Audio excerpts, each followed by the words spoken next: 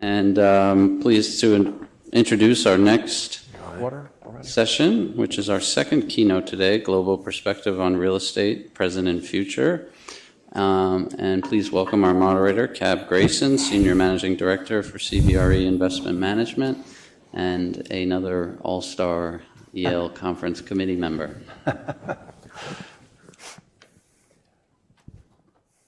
Well, my guest is Chuck Leitner, who is CEO of CBRE Investment Management. And maybe the first thing, Chuck, we might start with is, what's the difference between CBRE and investment management? A question that you and I probably get, 40 times a day.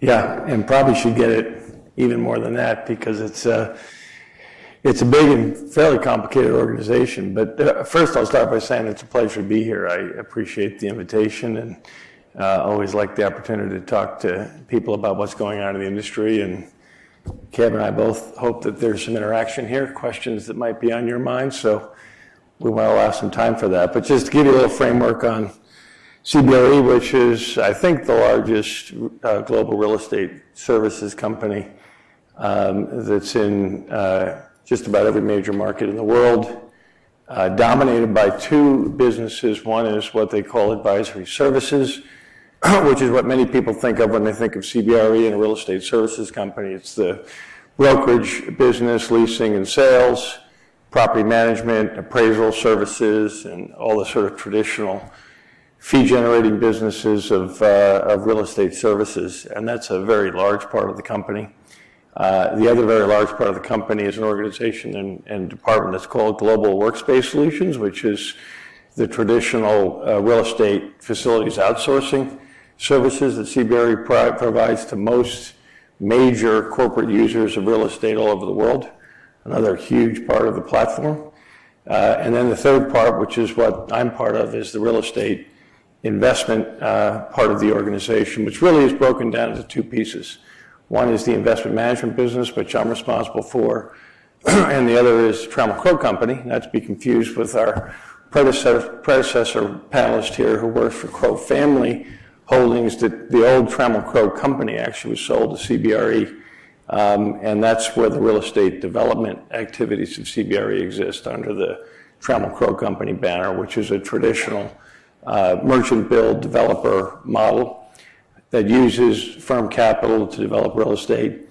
What we are is an investment management business, and we're relatively small actually in the grand scheme of things. While we manage $140 billion, which makes us a top 10, top 5 real assets investment manager, we're actually a relatively small percentage of the overall business. But we're a global organization that manages capital all over the world.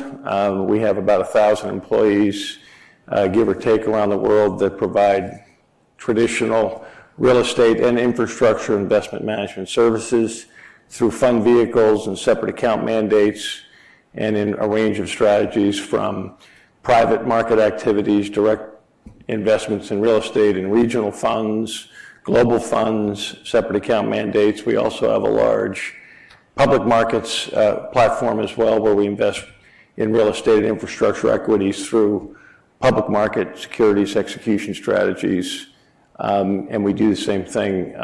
We have a private infrastructure business that also invests in private infrastructure assets. So that's how we're set up, and we're very much like what you'd expect from a global investment management firm specializing in real asset strategies. Sounds good. For those who don't know, Chuck has run Deutsche Bank Reef, then ran Berkshire, and now running our group for the last 3 years or so. I know you've created great cultures and great organizations. Maybe tell us a little bit about what is a great organization in your judgment and what you do to build one. It's really great to follow the panel that we just heard from, because what really works in the investment business is not really different in a big platform than it is from a startup entrepreneurial platform. It really is creating an equity ownership type of a culture. What I've always loved about the real estate industry and the asset class is you can play on both ends of the spectrum and everywhere in between. There's great entrepreneurial opportunities, which the previous panel talked about a lot. There are also great opportunities for large-scale institutional investment strategies, and you can play everywhere in between. But the key, I think, is creating a similar culture. Not that different from the culture we heard about just before we took the stage. Challenge for a big platform like ours is, can you create that ownership, equity type culture with the 1,000 people that come to work every day, managing other people's money, but doing it in a fiduciary capacity. And people say as if it's your own. Actually, the standard is even higher than if it's your own capital. And that's what we get paid to do, but we also get paid to act and think like an owner and be decisive, understand what's happening on the ground with an asset, make quick decisions, make the right kind of market decisions, understand where the markets are going. And you only really accomplish that if you have that equity type ownership culture. So that, no matter where I've been and what size company I've been a part of, that's really been a key to a successful culture in this business. What makes it more than a job for the employees, in your estimation, obviously? Yeah, again, it's not different than what we just heard. It's, you want to really create a construct where people feel true alignment with the capital that they're representing, with the assets that they're managing, the occupiers of those assets. So what we really try to create is connectivity between customer satisfaction in the building or in the asset, and that's a really important relationship that needs to be owner-like. Respond to your tenants, respond to your occupiers, give them a value proposition at the property level, and it's really the same on the other side of the spectrum with your investors, to be responsive to their needs, what are their goals and objectives, what are their risk parameters, what kind of return are they looking to generate, and really aligning both sides of those things with the people that come in every day and feel like that they're attached to that. And obviously that's partly through compensation, it's partly through a team-oriented culture, not necessarily a star system, but thinking about what the team is trying to accomplish, because it takes a team to move these investments forward and make these investments, manage these investments, and work together to drive results. And so compensation is part of it, Kev, for sure.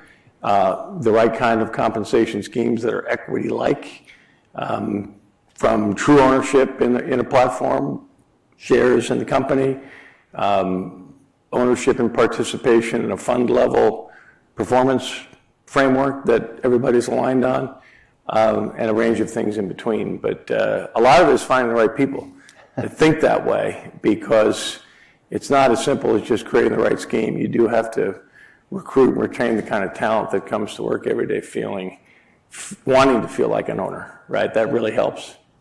Clearly.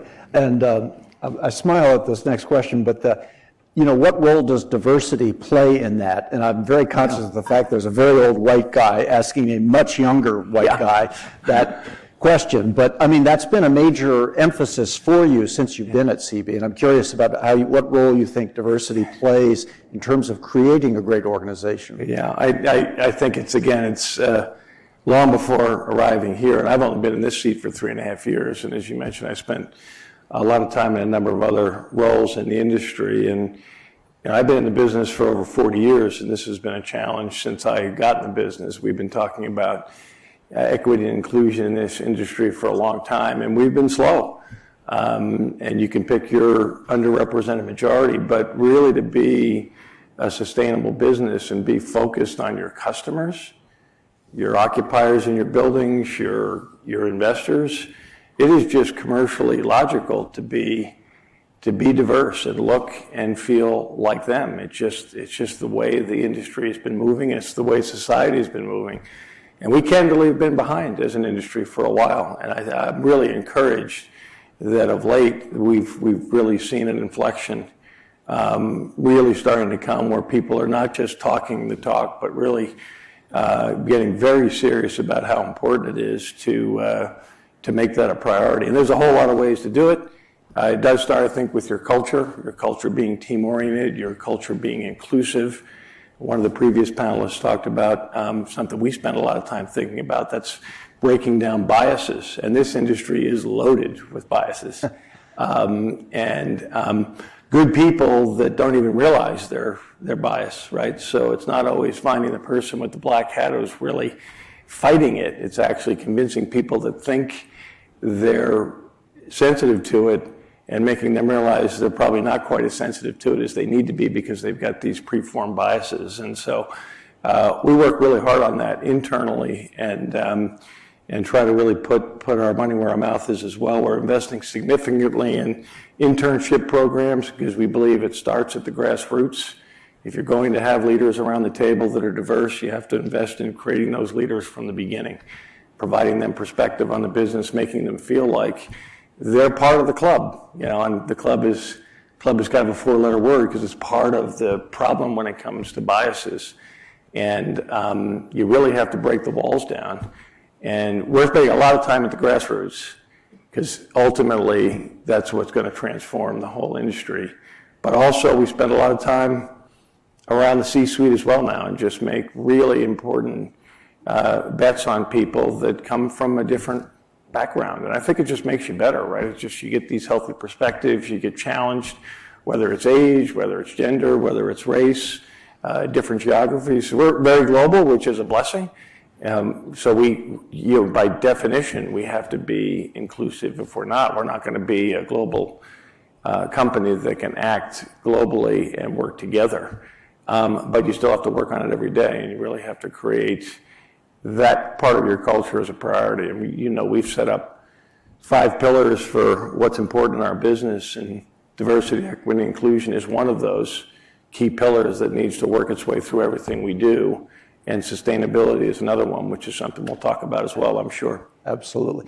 And I'm just curious, what role do you find for, I know this is a little bit from left field, but in terms of diversity, in terms of mentors, to make sure that even if you hire the right person, that he or she develops correctly? Yeah, I think that's a key question. It starts with the hiring, but it really happens with the support you provide once you actually make that decision, which is more often not where you fail. Yeah, where you think you've created hiring policies that encourage diversity, but you don't create training and development programming that is more geared towards somebody who's coming in with a different perspective. Yeah. They have a different set of skills, they have a different set of challenges, they have a different set of things that they worry about. And so really turning your training and development program upside down and reinventing it to think about, again, those biases so you know what skills somebody coming in who may be ecstatic that you hired them, but now they're not quite sure how to succeed, and training them and your existing teams on how you work together in a meeting, how you treat colleagues in a meeting. It's been challenging the last couple of years with the Zoom phenomenon. I'm old-fashioned. I like this a lot better than being a secret square up on the screen. And because I think three-dimensional interaction is so important, particularly when it comes to some of these kinds of challenges, right? Sensing people's body language, what they're anxious about, having a follow-up conversation after a meeting and saying, hey, you know what? If you said something a different way, you might have actually encouraged somebody to say something that they were otherwise maybe a little afraid to say in a particular meeting. So a lot of it is training your existing team and we've got a lot of great people, right? And the world's full of a lot of great people that want this to happen, but they're not sure how to make it happen. So that training and development is really important. It's a little uncomfortable, quite frankly, and it can be time-consuming too, but it's important. Absolutely. You've been a leader actually you were an early leader in sustainability, I know with Reef, with Berkshire, right. And, with what, obviously our firm, both in Europe, Asia, and the US, and you see very different practices, right. But maybe speak a little bit to what you're seeing, but also where you think the future is and what we need to do. Yeah. We actually think the commitment to sustainability is directly related to a commitment to diversity, equity, and inclusion. So we really started to change our narrative in the hopes that the industry's narrative will evolve as well. We talk a lot more about sustainability than we do just ESG. And before somebody reacts to that comment as if I'm not a fan of ESG, I am, but it's become a bigger challenge than just ESG, right? Sustainability is a bigger topic. That's a bigger tent. And it's about a sustainable society. It's about a sustainable business. It's about sustainable relationships. And that's why it all falls under that broader category. Not that the environment is still not a critically important part of it. Obviously, the S in ESG in terms of social responsibility, critically important, governance as well, but it's really become a bigger topic. And in some ways, ESG has gotten a little bit controversial. I'll give an example, which is sort of real time. Europe is sort of where most people think where all this started, right? And certainly being part of a couple global businesses, it's pretty hard to argue that that's actually not the case, that is the way it is. I mean, Europe has been, in many ways, so far ahead of the United States and other parts of the world in terms of the importance of the environment, the reality of global warming and alternative sources of energy and clean energy and so on. But here, ironically, since January of this year, after Russia's invasion of Ukraine and their conscious effort to weaponize energy, suddenly the cost of ESG in Europe has become a different conversation for the first time in a long time, because an economy like Germany is suffering badly right now, because even though they were a leader in sustainability causes, they have discovered that they're still very dependent on fossil fuels, unfortunately, and it's being used against them, and it's really hurting their economy badly. And so the math and economics of ESG is back on the table, right? How important is the environment relative to the reality that you need energy to keep your home warm or keep your car filled? And it's a different conversation now. So that's why I think sustainability becomes the more important narrative than just energy, because it's not, and the economics of this is so important. When we started Greenprint, there's a typo in my bio. We didn't do that in 1999. We would have been really ahead of our time if we did it in 1999. We did it in 2009. And I would say we were just on time when we started Greenprint, certainly not ahead. And that was in the middle of the global financial crisis, so we got everybody's attention pretty quickly in the investment world that this was now becoming important for us to measure the economic benefits of sustainability against the environmental benefits, so that you could correlate the two through measuring what carbon emissions would look like coming out of a particular asset, and also measuring how the financial performance of the asset could be related to the carbon performance. Now that's 10 plus years in the making, still trying to get traction around how you measure and how people really think about how you measure these things. But to me, it's all about the economics of it, right? Because most people, I hope, believe that preserving the environment and preserving this one Earth that we live on is an important thing to do. But to really transform markets, you need to make an economic connection to it. And I think what Europe's dealing with now is a good example of the risk of doing the right thing, but not figuring how you pay for it. Yeah. Can really set you back. And again, not to get too political about it, but Germany is absolutely regretting, I'm sure, their decision not to develop nuclear energy as an alternative to fossil fuels and all the challenges and costs that go with that. They're paying a pretty big price for that decision right now. And France is feeling pretty good about it. France is feeling pretty smart about it. Yeah. Absolutely. Maybe we ought to talk a little bit about property, since we are real estate investors. But Chuck, you a while ago acquired an infrastructure company, or at least 50%, then executed the final 50%. That's grown quite significantly. Maybe talk about why you got into infrastructure and then what you see as the future, because it's been pretty hot lately. Yeah, there's been a trend, I think, that started before the GFC, where real estate got put into this alternatives category somewhere along the line as investors started really thinking about traditional equities, fixed income, alternatives, what are in alternatives. Private equity, hedge funds sort of came and went as an alternative strategy, infrastructure, real estate. So the big trend in, I would say in the end of the 90s, going into the 2000s was, really defining this alternatives framework. Since the GFC, I think the next iteration has been under alternatives, there's this real assets sort of subcategory. Sort of real economy, hard asset investing, which really includes real estate and infrastructure, as the two logical hard asset, real economy sectors that many investors now are making sub-allocations to real assets, not just allocations to alternatives. Because historically, alternatives, I think, were thought of as just high risk, sort of, whereas, and I always kind of chuckle when people say real estate's in the alternative space. When I was part of Deutsche, we had some of the lowest risk strategies on the whole platform. And the rest of the folks that were in alternatives were high-risk private equity, relatively high-risk hedge fund investing. And we'd have these low-risk core funds, and they're saying, well, these are high-octane alternatives, Chuck, aren't they? You get 2 and 20 on these, don't you? I'm like, no, we don't get 2 and 20 on a long-term open-end core fund. So I think what's happened is, again, is the investors have reached another level of sophistication in terms of how they allocate.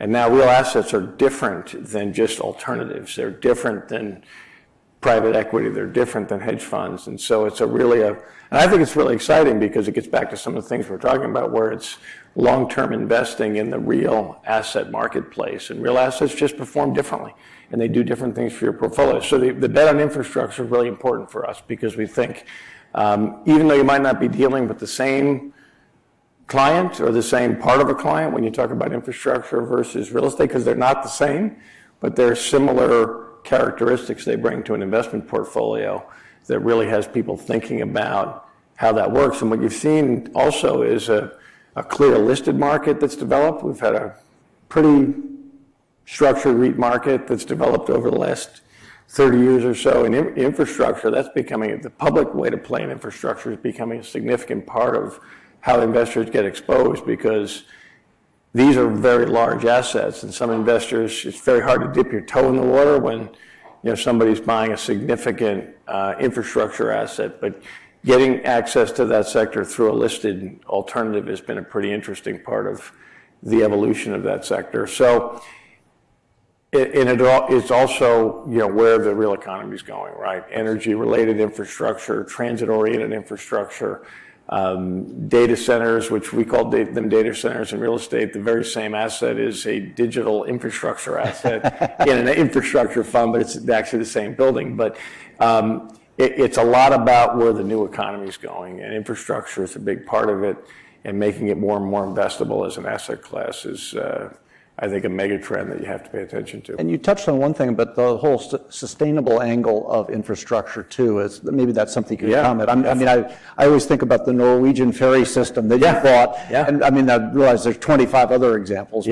But maybe chat about that just briefly. Yeah, and it relates to what we're seeing in real estate too, but in some ways it's more obvious in infrastructure. But and I personally believe that the way to change the environment is actually to invest in assets that aren't perfectly clean and make them cleaner, as opposed to saying you only invest in assets that are clean. Now you can do both, right? You can have an impact fund that says we only buy clean assets, we only buy tomorrow assets. But I kind of like buying today assets that you can turn into, maybe not the perfect tomorrow asset, but a better tomorrow asset. So that's a lot of what we do in infrastructure. So we'll buy roads and we'll buy ferry systems, and ferries use fossil fuels. We just completed a partial interest investment in the next foreign or international terminal at JFK Airport. Had a robust debate at our investment committee. Wait a minute, do we really want to support the airline industry? They're burning fossil fuels all over. It's like, yeah, they are, but air travel is part of the world we live in. So why don't we invest in a better terminal and also invest in a better way to relate to the airlines and how they're going to work, because all these businesses are going to transform, right? Eventually, planes will figure out how to fly without as much fossil fuel as they use. So we like to be proactively part of changing the market, investing in assets that may not, we don't have too many impact funds, but we do have forward-looking asset strategies. And so clean energy, obviously, but again, we had an interesting debate. We bought a toll road system up in Canada that was being built strictly for shipping across the country, or across the continent, actually. And we had a big debate. Well, there's still trucks that still use gas, and should we really be investing in a toll road? And we concluded yes, because we're going to be part of the conversation, part of influencing how trucks use roads and why trucks use roads. And so it is a new economy strategy. It isn't necessarily a purely clean strategy. We certainly do stay away. We're not investing in coal power plants and some of the real obvious things that need to evolve, but we're proactively involved in a lot of assets that we think are an important part of the future of the economy, and we think that creates a very interesting investment return proposition. extending that to other investment types just in general, whether or not they're sustainable or terribly sustainable. You know, Kathy Marcus was on earlier. She was saying, well, we've been not focused on office for a while. You know, in years of my career, we've seen retail be super hot and now definitely not particularly hot. Office, same type of thing. And of course, some of the, I'll call them alternative strategies, are much more in vogue, whether it's self-storage or other types of things, as we heard from the previous panel. With your crystal ball on, how do you see things going forward on that? Yeah, I think it's some of the really dumb things I said when I was a younger person sitting on panels like this, like there's no such thing as a secular change. I think I actually said that at some point in my career. It's all cycles. And in reality, I think we're all seeing that there are major secular changes happening in our industry. There are also cycles, right? And cycles are always part of what we do, and there's supply and demand, and there's high interest rates and low interest rates, and there's inflation and there's no inflation. But I think the whole industry the whole asset class is going through a range of secular changes. You take retail as one example. We've been talking about how e-commerce was going to impact bricks and mortar retail for what, Kev, 20 years probably, maybe even longer. I think actually the pandemic was the final flip of a long conversation about how e-commerce was finally going to, restructure the whole market as it relates to bricks and mortar retail. But it also had a huge impact on industrial.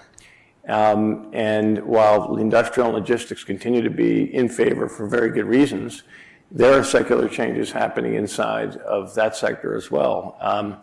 Last mile distribution was probably yesterday's, Walmart power center in terms of distributing consumer goods to consumers, proximity to consumers, proximity to labor. In the old days, you could go as far out into a green field for as cheap a warehouse as you could build, and if you had the lowest cost provider in rent, you got the tenant.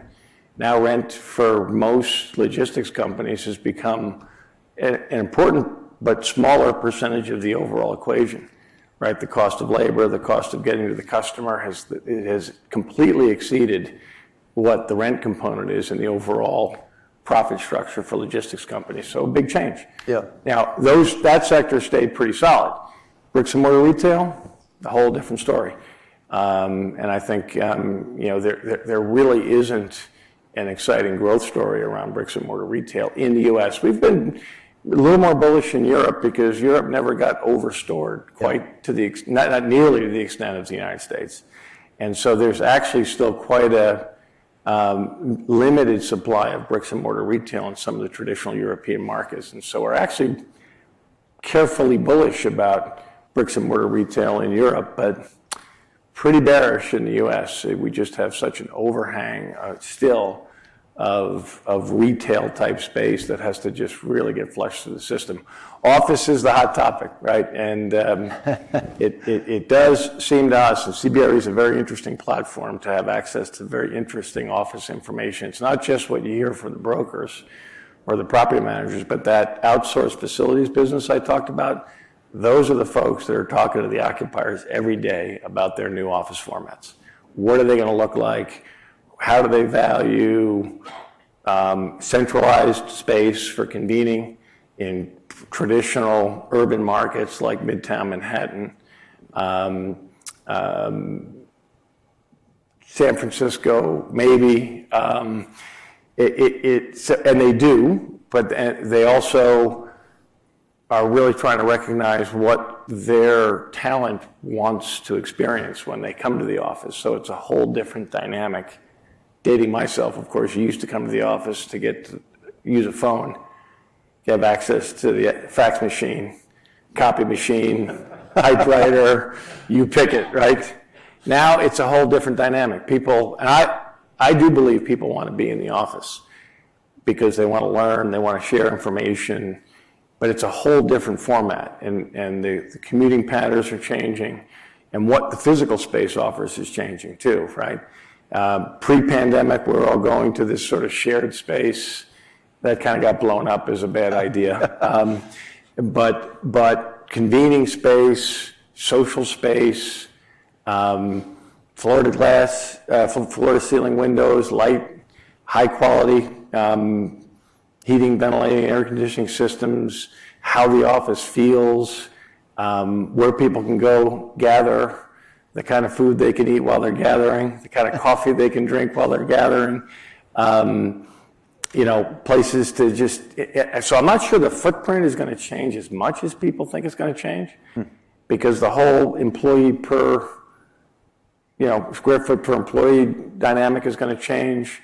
But these companies are getting on the front of this because they want to attract the kind of talent they need.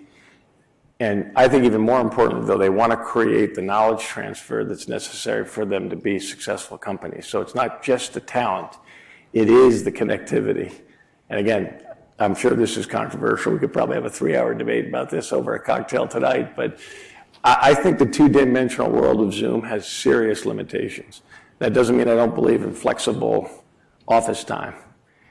I had a friend of mine joke in front of a large group that many of the reasons people get into real estate because it, by definition, had flexible office time.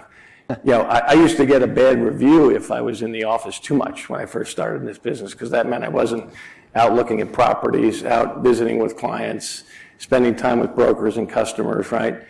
So it's not about the office per se. It's sort of about home versus the office in some ways. And our culture, I think, Cab, has always been, and I think it's important to make it even more so, we're not about FaceTime. Nobody's paying attention to who comes and goes and when. And but how do you function as a team? And how do you value being together as a team to really make dynamic decisions together? And I think the interesting challenge is going to be, what is really the productivity formula in an office building in terms of where it is, what it has when you get there? Are they open 24/7 so people can come and go when teams feel like it's a good time to come and go? Or are we going to force it into 9 to 5 or X number of days a week? I'm not a big fan of those formulas for our business, because our business is more complicated than that, because it's a team business. So all this is going to play into what tomorrow's office building looks like. And I think in the grand scheme of things, office is going to be a smaller portion of the overall asset value mix in this business going forward. It is going to get smaller as an asset class. And obviously you don't want to be caught on the wrong end of that. Right. Because there's a lot of office out there that's going to really be really hard to transform into the future of office. But that said, building new office buildings is really expensive. It's getting more expensive. The good land is getting harder to find. And so you've got this really interesting dynamic. You'd love to build new, but show me, unless you're Jamie Dimon and JP Morgan, where can you build new on Park Avenue? Where everybody would say being on Park Avenue is still a good idea, which it is. But we have a lot of buildings on Park Avenue that, again, don't have quite the checkbook that Jamie Dimon has to rip a building down and build tomorrow's office building for JP Morgan on Park Avenue and 50th Street. I want to give others a chance to ask some questions here in a minute, but I'll maybe ask one more, and that is, in terms of, capital trends, real estate, obviously the stock market, the bond market have been in, whatever you want to call it, chaos, some other term, perhaps. The real estate market, obviously if you look at the REIT market, it's either leading or it's lagging, depending on your viewpoint. But what's your crystal ball in terms of real estate overall, even allowing for the fact that you're involved in Asia, Europe, US, and all sorts of product types? Yeah, I think it's a global challenge. I mean, some parts of the world are being affected more than others, but we are in a global economic challenge. I don't want to say we're in a global recession necessarily. I don't like the word recession anyway. I think it's more of a political term than a real term. But we think we're in one in Europe already. We think we've been in one there for a while. Candidly, we think we've been in one in the U.S. for a couple quarters already. We think it's going to be fairly shallow, as long as we don't talk ourselves into something worse. China's in a recession, whether they want to admit it or not. Japan is not. And there are a lot of reasons for that, including it's maybe the only major market in the world that hasn't seen interest rates go up. And there's no reason to actually think they're going to raise their interest rates in Japan. But look, back to secular versus cyclical, I think, and maybe it's being an old guy who's been through things like this a number of times. It's not It's not the same kind of challenge as prior ones, but in a lot of ways it rhymes with what we've been through before, right? These things do happen, these cycles do occur. And the asset class, we believe, is a long-term asset class. So the challenge is, how do you look through the short term, underwrite it properly to get to the long-term strategy? And do you have the right capital structure to do that? Do you have the right balance sheet to do that? And I think balance sheets are going to be under a lot of pressure, obviously, because if you've got to refi your balance sheet, it's going to be pretty painful compared to what maybe you've been paying or the proceeds you've been able to get. So I think the leveraged investors are going to really struggle. Most of what we talk about now is like, look, if leverage doesn't help, don't use it. All cash is not a bad way to go. To stay flexible, maybe your returns are a little lower than you'd like them to be based on what we've been used to for the last 20 years, which, was frankly, I think an unprecedented period, maybe not to be repeated again anytime soon, where such positive leverage was consistently available, even at low real estate returns. I mean, my young colleagues, and I have many, which is part of the reason why I love coming to work every day, because even though I'm not looking particularly young, I still feel very young. But and part of it is the way they ask questions and they want to talk about this stuff. And I say to them, I can remember celebrating interest rates at 7% when it was on the way down. I got in the business, 30-year mortgages were 18%, if you could get one. High interest rates relative to real estate returns is actually not new. It's just we haven't dealt with that in probably 20 years. And again, I think it's not bad news for the well-capitalized investor. And if you're really looking at the long view and you're buying into assets that have a long-term growth perspective, low going-in returns aren't necessarily the end of the world if there's growth. If there's not growth, that's a different story. But we've gotten real used to cheap debt, and it's going to be a little painful getting unused to cheap debt. But if you're a long-term investor and you're well equitized and well capitalized, it could be pretty interesting. But you've got to think forward, and you've got to try to look through the short term. I had one mentor say to me one time, the best way to keep your eye on the long view, turn off the news. And it's a little extreme, obviously, but it's easy to get whipsawed by what's coming across the tape every hour. And I try to counsel our team. It's like, look, just, be smart about your bets. Stay convicted to your bets. Try not to get knocked off the rail by the short term. Not that it's without risk. There is plenty of short-term risk out there. There's no doubt about it. So you have to be really careful about that. And but the real challenge is sort of looking through to the other side. And that's really the way this asset class has worked when you think about it over the long run. A little inflation is good for real estate. Double-digit inflation, no thanks. But we'll see. I mean, there's a lot of uncertainty to underwrite here in the short term that could actually make the medium to long term more challenging. But I'm generally optimistic about it if you, again, keep your balance sheet in order and stick to your discipline, underwrite fundamentals. I mean, this business is still always about the fundamentals. It's not about cheap debt necessarily, right? It's not about finding the dumb money. It's really about the fundamentals and good old-fashioned supply and demand. And, why can you expect incomes to go up in a particular building? Because it's the better building, it's the better location, it fits for the user that's willing to pay more rent to be in that building. And there are going to be plenty of winners and losers. I kind of like that. I'm a pretty competitive guy, so that's kind of the way the market works. But it's and I love talking to our young people about, look, we are going to get through this. This isn't the end of the world. And the ones who figure it out, and somebody said in the prior panel, don't be afraid of risk. Don't be paralyzed around making decisions, right? If it makes sense to renew a particular tenant right now, even though it's a lower rent than you would have gotten if you could have renewed them a year ago. It's like, stop worrying about it, just renew them, right? If it's the right thing to do, right? If buying them, under contract on a building for an X% return and interest rates click up a little bit, but you're not using leverage, you still like the building, buy it, right? Don't don't be paralyzed. I mean, the worst thing you can do in a market like this, I think, is be paralyzed. And the good news is most of the capital is in business. We're not sensing that investors are, heading for the mattresses and stuffing their money into their pillows. They're pausing. They're being careful. They're going to be selective. They're going to be patient, which has a lot of people that are depending on transaction volume nervous. And I think that's okay. I think that's okay. But it is interesting. We're part of a public company, quarter-to-quarter earnings, lots of transparency. So I get plenty of pressure every day about, the short term versus the long run. So it's a challenging time. I think people that I'd love to be 24 going through this. Makes me feel like I'm 24 sometimes too, so that's not so bad. But it's an interesting time for sure. Absolutely.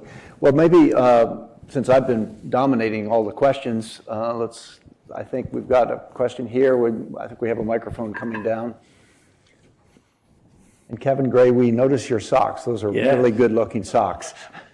I feel very conservative up here with my navy blue socks compared to Kevin's. All right, I don't know. It's a little hard to see who's got the hip. I think Sherry does. Sherry, go. I have so many questions, but I'm going to try to minimize them to what I know that you have been seen as an industry leader in the ESG. You knew what ESG was before a lot of institutional investors are concerned, and I'm going to make this very basic. I have an investment banking real estate person at home who's getting a lot of pressure to incorporate climate change and transitional risk into their portfolio mandates and to scale, but has little direction on how to make that happen. So he wants to get your insight on how you view this. From a sustainability standpoint, do you invest in buildings without an Energy Star or LEED rating? Right. What kind of underwriting criteria do you place on the letter S? And how do you feel about investing in South Florida or Lower Manhattan where the sea level change is occurring? I mean, this is all part of the larger ESG. So, thank you.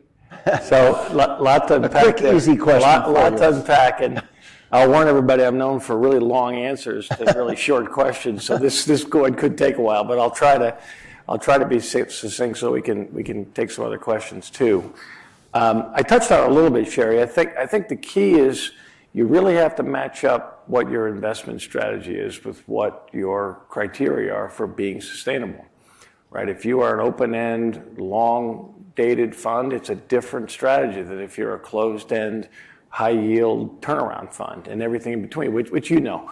But I think it's so important to have. You can't spread one brand of jelly over the whole thing, right? Because you really have to understand what your investment objectives are before you can decide what your sustainability objectives are. You just do. I try to say, and I think it works with our clients, because you don't have to apologize for the other green, right? We're hired to make financial returns for our clients, which is a responsibility I take to bed every night and wake up in the morning thinking about every day. That's as high an authority as any other authority, right? So sustainability to me includes financial returns in our business, because I have people whose retirements are depending on whether I do a good job delivering a financial return for them, not for me, for them.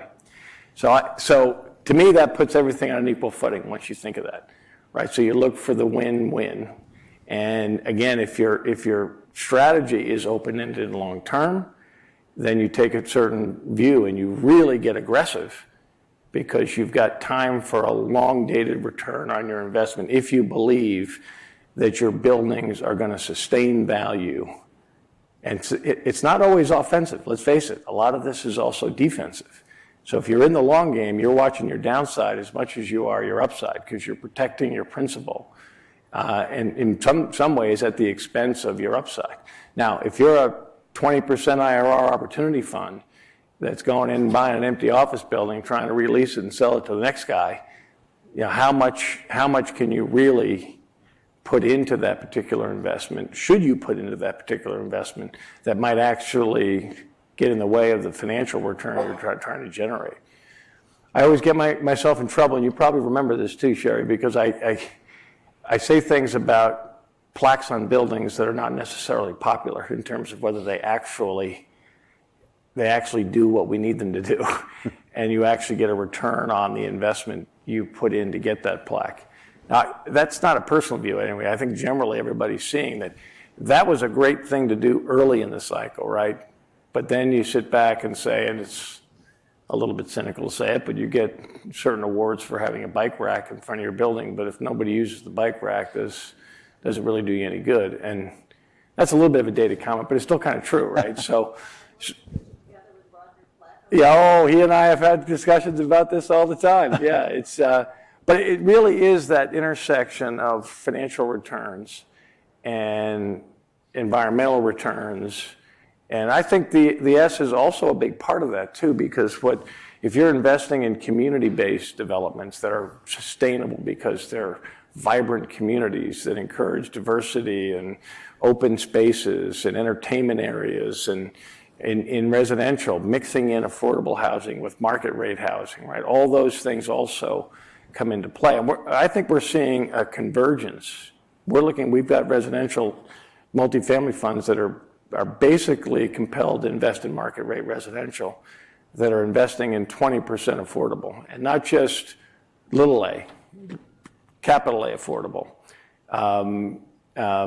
true low income housing integrated in with market rate housing in developments that create a community that's more sustainable, right? So I think it's all woven together, but again, it has to relate to your financial goals too, because if it doesn't, it's just going to fall apart, right? And you're just going to have people barking at each other from across the aisles, which we've seen in this industry for far too long. And the politics go this way for a while, and then they go that way for a while, and really smart people get in front of groups and say the science isn't right, which is crazy. So it really is matching financial goals with, and then believing that the two do intersect at some particular point in time, that your building is going to be worth more because it has certain features to it. It's going to be more interesting to more tenants because it has features. Now, clearly in office buildings, it's already happening, right? It's happening all the time. Large tenants just will not look at a building that doesn't have certain things. It's happening a little more subtly in residential buildings, but it's happening. So it's kind of a broad answer, Sherry, to try to capture everything you've asked about, but I think it starts with really being disciplined about connecting the financial goals with the ESG goals if you're really going to make progress. And those kinds of policies, that's where the clarity is necessary. So you need a portfolio manager that says, okay, this is how I'm going to bring sustainability to my portfolio because I've got 20 years to do it. Whereas another portfolio might say, I've got 4 years to generate this return. There's only so much I can do to get my building maybe ready for the next guy who maybe will pay a little bit more because he or she is going to worry about what next. So it's a little granular. That seems to be what's working the best in our business, where you can connect those things. And I think our clients actually respond pretty positively to that. So. Other questions? Where's the microphone? Over here. Okay. Yeah, I need to turn to this side of the room a little bit. I'm ignoring Sorry, you it's a guys. little bright, so that's why we have a hard time seeing who has it. No problem at all. You mentioned structurally overbuilding retail and that we're kind of dealing with the consequences of that now. Do you ever fear that we're structurally overbuilding multifamily now? I have this fear that the answer to everything, the panacea to every piece of land, every historic redevelopment, just build apartments. And it keeps, sometimes you think, what are we missing? Are we missing something? And in the future, are we going to look back at this period and say, God, I wish we hadn't built so many apartments? I'm going to step out of character, and I'm going to just answer your question with one word: no. But I'll explain it. I will explain it. I think we have a fundamental undersupply of housing in this country and most other countries in the world. Now, the affordable part is the key to that, right? So what kind of housing, at what price, in what kind of location? But generally speaking, we in this country in particular, we have a significant undersupply of housing, more significant and affordable, but pretty significant across the board, actually. So I think the basic fundamental is very different than my retail story. Now, introducing high-density housing has all sorts of social impacts, local impacts. NIMBYism runs abound when it comes to introducing housing. Yeah, we need more housing, but I don't want an affordable housing project next to my house. And that's all over the market. And that's why connecting these things becomes so important. But again, macro level, we are way undersupplied. So I think the macro observation is clearly no, in my opinion. That doesn't mean there aren't all sorts of micro issues and regional issues and local issues that need to be reconciled, because the topic of housing is a very politically charged topic. Frustrates me as an American, a voting American, how little our politicians talk about housing. And you barely get them to talk about it, and then suddenly something comes up and down it goes over and over again. I mean, I don't like to get political in these things, but I'm just generally, education and housing to me are the most important things that any society can emphasize. And we have not done justice to housing at all in this country for too long. But meanwhile, it's interesting. You go to a certain place, you see all this housing getting built. So why do we still have a problem, right? And it goes to that affordability question, small a and large a, right? And how to deliver housing at reasonable cost structures, because I'll sound like the other side of the aisle, but it's expensive to build housing. It's expensive to buy the right land, and public-private partnerships are going to be really important going forward to reconcile that reality. And actually getting over the idea that the developer is the bad guy, right, taking advantage because he or she is taking too many profits. One of the problems is this stuff is expensive. It is, and it's getting more expensive. And particularly when you look at the infill locations where you need it to service the broad cross-section of the population, it's just not cheap to create. But we are way undersupplied at the macro level. So as a macro bet, that's why we think it, high level, where are you going to bet your time and your capital? Residential is, I call it the Uber sector, because underneath it, it's affordable housing, it's workforce housing, it's student housing, it's senior housing, it's single family rental housing. And even when you put all that together, we're still behind, right? So I'm bullish about the macro, even though I understand the micro is a lot more complicated than that. Maybe, whoops. Well, the microphone is evasive. Quick, short question. You mentioned brand name. CB, to me, is the old Coldwell Banker.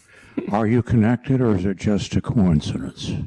It is totally connected. CB is the CB is Coldwell Banker. The RE actually is not real estate; it's Richard Ellis. And way back when Coldwell Banker and Richard Ellis merged, and that's where the CBRE name came from.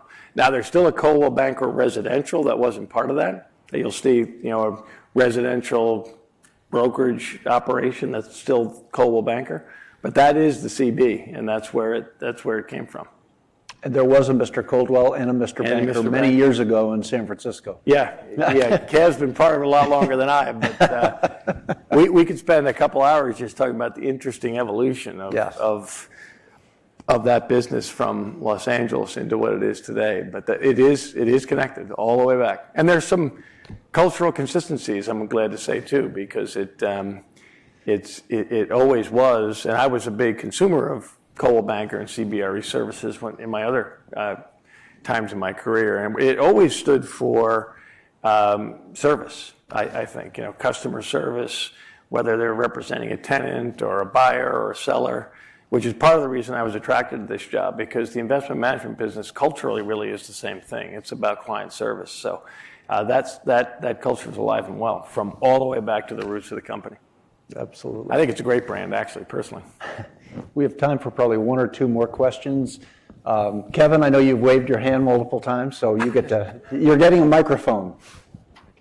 I'd like to ask a question about the global future and maybe challenge you a little bit about the parts of the world no one's interested in. Mm-hmm. The most promising thing to me that you said was about infrastructure and how you implied you're increasing the pool of investable assets. Right.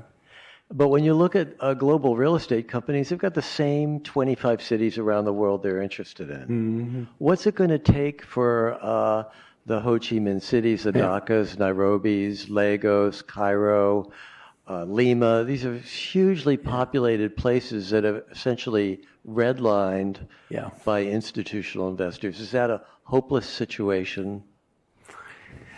Yeah, I think it's not hopeless. I tend to not hopeless. I always take that as a challenge, but I think that the practical response, though, Kevin, is that institutional investors, I don't think are redlining those countries and those emerging markets in the literal sense of redlining. I just think it's a risk they just have a really hard time underwriting in terms of a long-dated play. And I think it takes venture capital, it takes entrepreneurs like some of the ones that were sitting up here on your panel that bring angel and really high risk, willing to lose it all on 9 deals if they get it right on 1 kind of approach, right? Because it's just, and I'm not trying to be defensive for the institutional investors, but it is not a social redlining. It is just when they think about their responsibilities to generate returns over a particular period of time and match liabilities, assets with liabilities, it's just difficult calculus, right, to really get out there on a limb and make bets on those places, even though I think we'd all love to see those places be invested in more. I think it's going to take more of that angel. And there's a lot of that out there, right? And your last panel, I think, gives reason to be encouraged about accessing that. There's a lot of high net worth capital. There's a lot of just different kind of capital that can approach that a little differently than your traditional institutional investors. They can't afford to strike out 9 times and get 1 home run, usually. And that's really, I think, the reason for the red line, not the sort of social implications that term might bring with it. I'm guessing that we probably should finish. I'd like to personally thank Chuck. I will just add he deserves great credit for having flown to multiple cities in the last 36 hours or so and getting here on time ahead of time. So, but on behalf of everybody, I'd like to thank Chuck and thank you for your time. My pleasure.